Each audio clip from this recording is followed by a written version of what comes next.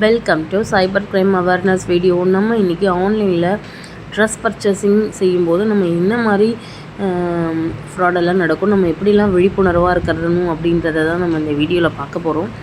First one வந்து நம்பகமான இணையதளமா அப்படின்றத நம்ம செக் பண்ணணும். எப்படி செக் பண்ணணும்னா HTTPS அப்படின்னு இருந்ததுனாலே அது வந்து பாதுகாப்புள்ள இணையதளம் அப்படின்றத நம்ம கன்ஃபார்ம் பண்ணிக்கணும். போலி இணையதளங்கள் தவிர்ச்சிடணும். நம்ம எப்போவுமே நமக்கு வந்து ஃபேக் ஐடி மீஷோவில் எதுவாக இருக்கட்டும், ஃபேக்காக நமக்கு டொமைன் நேம் வந்து நமக்கு மாறி இருக்கும். அதே மாதிரி URL வந்து ஃபஸ்ட்டு செக் பண்ணிக்கோங்க.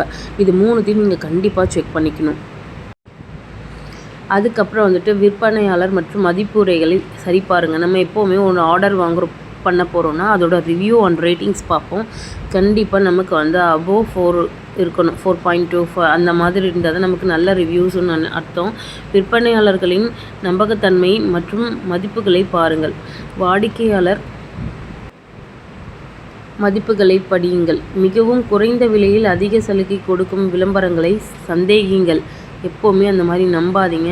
1000 ரூபா ப்ராடக்ட் 500 ரூபாய்க்கு தராங்கன்றதை எந்த வெப்சைட்லேயுமே அப்படி தரவே மாட்டாங்க. குவாலிட்டிக்கு கண்டிப்பாக நமக்கு பைசா வாங்குவாங்க. அதுக்கேற்ற மாதிரி தான் நம்ம வந்து ஆர்டர் பண்ணி வாங்கிக்கணும். இது வந்து இரண்டாவது விழிப்புணர்வு எப்படி இருக்கணும்னு நான் உங்களுக்கு சொல்லிட்டேன்.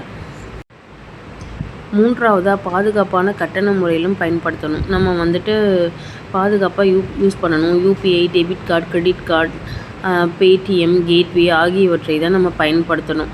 அதர்வைஸ் நம்ம எதுவுமே யூஸ் பண்ணக்கூடாது. இதில் வந்துட்டு COD வந்துட்டு தேர்வு செய்யுங்கள். ஏன்னா அது இன்னும் கூட நமக்கு சேஃப்டி தான். பொதுவாக வைஃபை பயன்படுத்த கட்டணம் செலுத்த தவிர்க்கணும். ஏன்னா வந்துட்டு அவன் வந்து நம்மளோட ரெக்கார்ட்ஸ் எல்லாமே, டேட்டாஸ் எல்லாமே எடுக்கிறதுக்கான வாய்ப்புகள் இருக்குது. நீங்கள் நாலாவதாக வந்துட்டு OTP பின், CVV போன்ற ரகசிய தகவலை யாரிடமும் நம்ம சொல்லக்கூடாது. OTP யாருமே வந்து ஃபோன் பண்ணி பேங்க்லேருந்து யாரும் கேட்க மாட்டாங்க. அப்போவே நீங்கள் கொஞ்சம் அவேராக இருந்துக்கணும். யாருக்குன்னு OTP அனுப்பவும் கூடாது.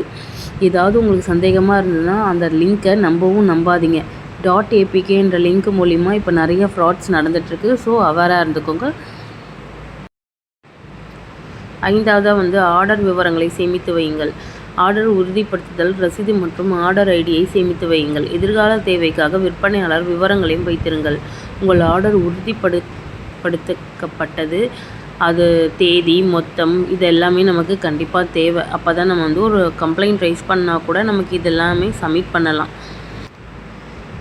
இப்போ வந்து ஆறாவதாக பொருள் கிடைத்ததும் சரி பாருங்கள். பொருளின் தரம், அளவு, நிறம் சரியாக உள்ளதா பார்க்கவும். சேதமடைந்த அல்லது தவறான பொருட்கள் இருந்தால் உடனடியாக விற்பனையாளர் தொடர்பு கொள்ளவும். ரிட்டர்ன் ரீஃபண்ட் கொள்கையை சரிபார்க்கவும். இந்த மாதிரி நீங்கள் நிறைய எல்லாத்தையும் செக் பண்ணணும். கேஷ் ஆன் டெலிவரியில் கூட நமக்கு ஒரு ப்ராடக்ட் ட்ரெஸ் ஆர்டர் போடுறோன்னா அதுக்கான ஒரு சிங்கிள் கூட அனுப்பிய நிறைய பெட்டிஷனரை நாங்கள் பார்த்துருக்கோம். நீங்கள் அந்த மாதிரி வந்துட்டு ஏமாறாமல் கொஞ்சம் அவேராக இருங்க, சரிங்களா? ஏழாவதாக வந்துட்டு மோசடிகள் இருந்து எச்சரிக்கையாக இருங்கள். உண்மையாக இருக்க முடியாத சலுகைகள் நம்ப வேண்டாம்.